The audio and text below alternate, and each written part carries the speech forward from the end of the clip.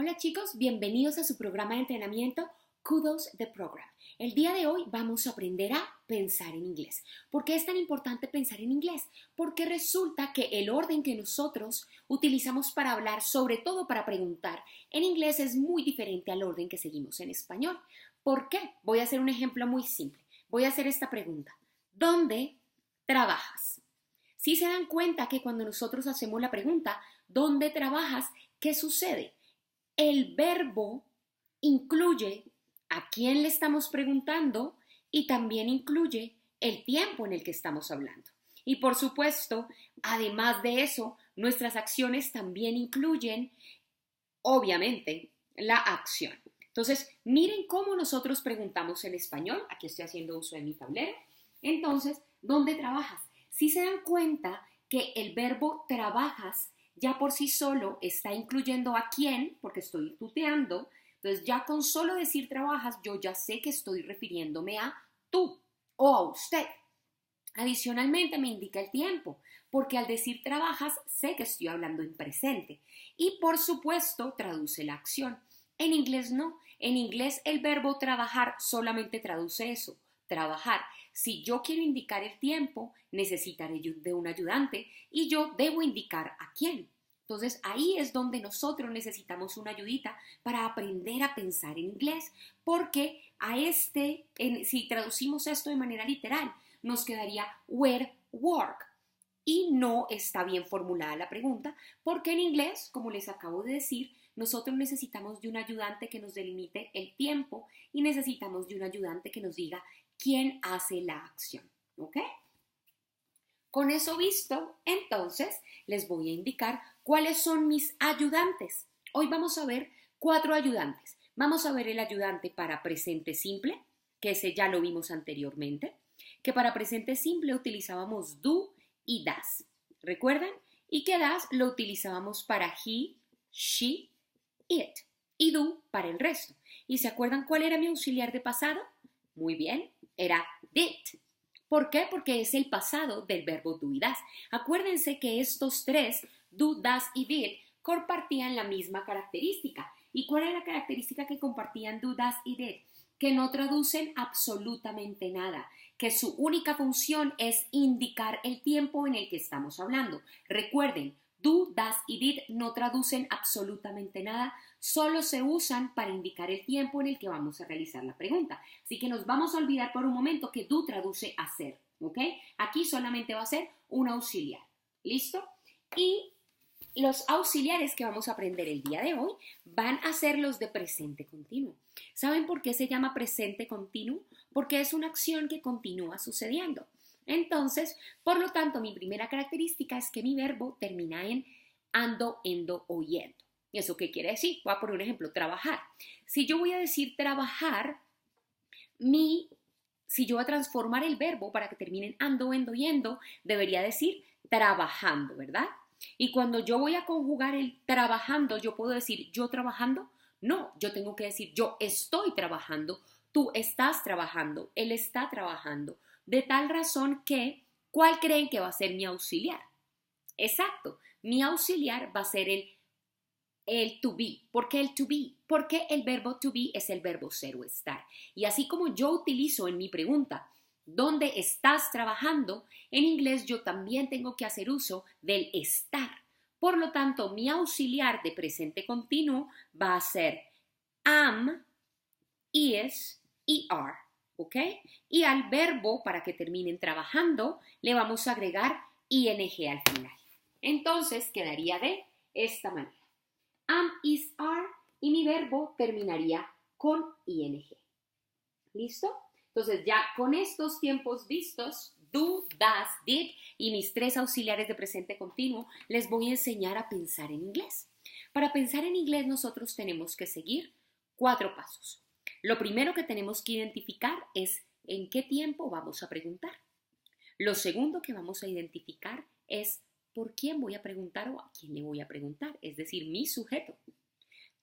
De terceras voy a identificar cuál va a ser mi auxiliar o mi ayudante. Acuérdense que yo tengo hasta el momento do, das, did y para el ing am, is, are, ¿ok? Entonces, Todos esos van a ser mis ayudantes. Y de último, vamos a traducir el verbo. ¿Listo? Entonces, siguiendo ese orden de ideas, aquí tenemos mis pasos para pensar en inglés. Tiempo, sujeto, auxiliar y verbo. Siempre vamos a seguir estos pasos en el momento de formular cualquier pregunta. ¿Listo? Esto le va a ayudar a mi cerebro que identifique lo que necesita en el momento de hacer una pregunta. Entonces, vamos con el primer ejemplo. ¿Dónde trabajas? ¿Se acuerdan? Listo. Entonces, para formular el dónde trabajas, lo primero que voy a decir es ¿qué tiempo? ¿En qué tiempo estamos preguntando? ¿Se acuerdan? Estamos preguntando en presente. Muy bien. Lo segundo que voy a preguntar es el sujeto. ¿Sobre quién recae la acción? ¿Dónde trabajas? Sobre tú. ¿Y cómo se dice tú en inglés? You. Perfecto. Lo tercero que vamos a necesitar es el ayudante. ¿Se acuerdan que para presente simple teníamos dos ayudantes? O do o das. Y que das lo utilizábamos para he, she, it. Por lo tanto, yo estoy preguntando por you. ¿Es permitido utilizar das? No, utilizamos do. Y por último voy a traducir el verbo trabajar, que sería work. Entonces, miren aquí como yo hice mi selección de tiempos y entonces, si ven, lo primero que hice fue identificar el tiempo, presente. Lo segundo que hice fue identificar el sujeto, you. Lo tercero que hice fue identificar el auxiliar, que es do. Lo cuarto que hice fue identificar el verbo, que es work. Ahora ya con estas 4 cositas identificadas, ahora voy a hacer uso de nuestra fórmula para preguntar en inglés. ¿Cuál es nuestra fórmula para preguntar en inglés? ¿Se acuerdan? WH más auxiliar más sujeto más verbo. Entonces, ¿qué es lo único que yo tengo que hacer? Organizar las fichas que yo ya seleccioné. ¿Cuáles son mis fichas? You, do y work. Y entonces ahora sí voy a hacer mi traducción con WH, auxiliar, sujeto y verbo. ¿Cuál es la WH que traduce dónde? Where. Muy bien. Ahora, ¿cuál fue el auxiliar que acabamos de seleccionar? Do. ¿Cuál es el sujeto que está implícito en la acción? You. ¿Y cuál es el verbo? Work. Por lo tanto, mi pregunta quedó de la siguiente manera. Mi pregunta quedó así. Where do you work? ¿Sí ven? Utilicé los pasos para pensar en inglés y luego sencillamente los organicé en mi estructura universal para preguntar. Ahora voy a hacer otro ejercicio. Voy a preguntar en pasado. ¿Listo? Entonces, ¿qué pasa si yo no quiero preguntar dónde trabajas, sino mi pregunta va a ser ¿dónde trabajaste? ¿Dónde trabajaste? ¿Qué sucede con esta pregunta? Bueno, lo vamos a averiguar. ¿En qué tiempo estamos hablando? Pasado. Muy bien. ¿Por quién estoy preguntando o sobre qué sujeto recae mi pregunta? You. Muy bien. Vuelvo a hacer un tuteo, por lo tanto, mi sujeto es you. ¿Cuál era mi único auxiliar para pasado? ¿Se acuerdan?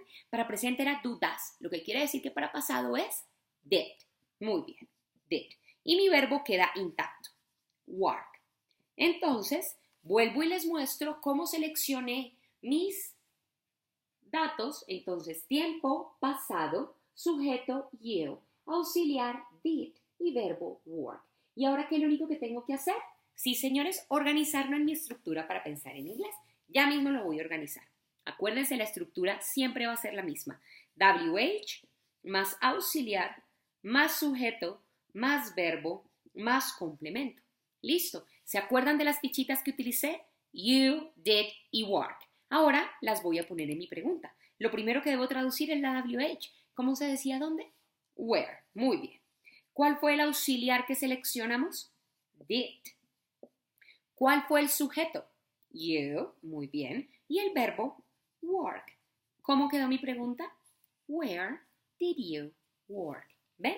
La estructura para pensar en inglés funciona absolutamente para todos los tiempos y también nos sirve para enseñarle al cerebro a organizar las fichitas que necesitamos para poder preguntar en otro idioma. ¿Por qué?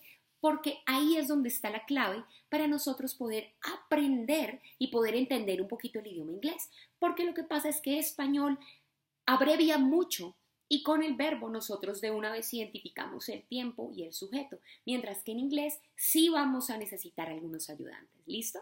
Espero este video les haya servido de mucha ayuda. En el próximo video vamos a ver presente continuo y pasado continuo. ¿Listo? Haciendo uso de esta misma estructura y del mismo orden para pensar en inglés. ¿Listo? Muchísimas gracias y por favor suscríbanse a mi canal y si les gusta denle like. Muchísimas gracias. Adiós.